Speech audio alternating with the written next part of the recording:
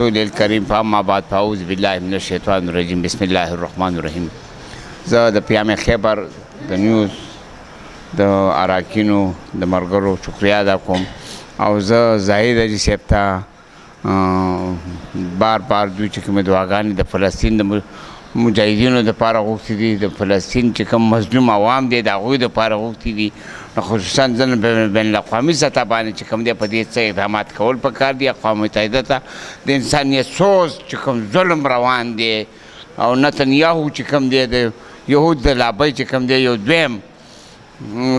چنګیز خان پیدا شوی دی، علاقو خان پیدا شوی دی، نو د دې خلاف چې کوم دی بین الاقوامي سطح باندې مکمل پابندیانې ولګولی شي. او زه تمام امت مسلمه ته چې کوم دی په دې باندې د بایکاټ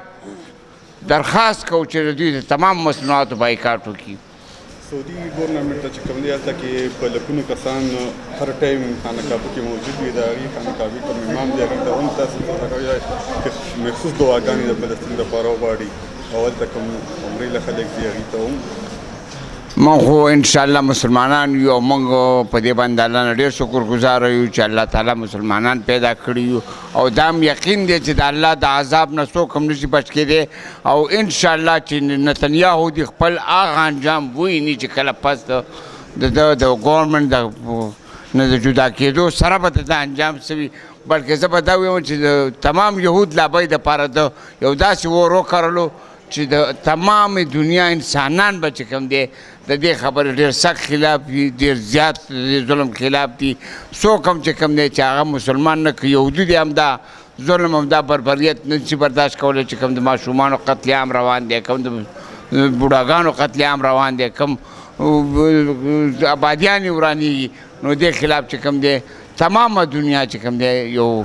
هو عالم جوړ کړی دی. د دې دپاره چې کوم دی د دې د پابندیانو به تمامه دنیا ته زما درخواست دی چې تمامه دنیا دې بایکاټ وکړي. 9/11 باندې کوم ورلډ ټریډ سنټر باندې چې حمله شوې وه، د هغې نه پس د امریکا چې کومه ده ټول مسلمان ملکونو خاص کر افغانستان او پاکستان پسې راواغېښله، حالانکې یو بلډینګ و.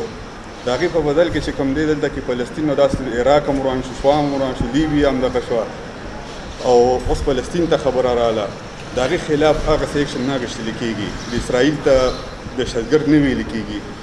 زه به دا ووایم چې نتنیاهو د آل ورډز کې د چنګیز خان نه، د علاقو خان نه، د هټلر نه، د ټول نه زیات بدترین دهشتګرد چې کوم دی نتنیاهو دی. او نتنیاهو چې دهشتګرد دی بین الاقوامي اقوام متحده په دې باندې قرارداد پاس کړي او دې چې کوم دی دهشتګرد قرار کړي او د اسرائیلو خلاف د مکمل اقدامات او پابندیانې ولګي. که چېرته دا حالاتو نو انشاءالله چې تمامه دنیا به یو ورځ راوچته شي د اسرائیلو خلاف به چې کوم دی اواز. هغه چې کومه د انساني حقوقو بین الاقوامي اداره ماندلې کېږي او په دنیا په ګوټ ګوټ انساني حقوقونو لپاره جنګېږي، د هغو ملکونو نه تپوس کوي، هغې ته د فلسطین د عوام څه انسانان نه ښکاري؟ که چېرته دغه بېحسه نه وی، بېسوچه نه وی، بې ضمیره نه وی، نو کم از کم چې د چا ضمیر وي، د چا سوچ وي، د څوک یو انساني حقوقو په دغه رولز پوهېږي، نو زه به دا ووایم چې ورلډ رول چې کوم دی هیومن رایټس ورلډ رول چې کوم دی د هغې اقدامات په کار دا و چې د اسرائیلو خلاف مکمل پابندي لګېدلې وي. حق دا و چې د انساني قتل روان دی، تمام انسانان چې کوم دی په دې باندې غمجن دي، خفه دي، هغه د یو مذهب او د مسلک سره چې تعلق نه. په امریکا کې د دې خلاف اواز اوچتېږي، امریکا د خپل انجام هم وګوري او انشاءالله چې سبا د اسرائیل هم دغه انجام دی. خو دا د قیامت نښې چې خلک وایي نو هغه نښې دا دي چې موږ بې ضمیره شوي، تمامه دنیا کې انسانان بې ضمیره شو، بې سوچه شو، د دوی ضمیر مړ شو. که ضمیر یې مړ نه وی نو په دې ماشومانو په قتل باندې، د دې زنانو په قتل باندې، د دې معصوم عوامو په قتل باندې به څه اواز اوچت کړی وی تمامې دنیا. خو زه دا وایم چې دا ضمیر دې لږ ژوندی کړي او د انساني حقوقو چې کوم رولز دي د هغې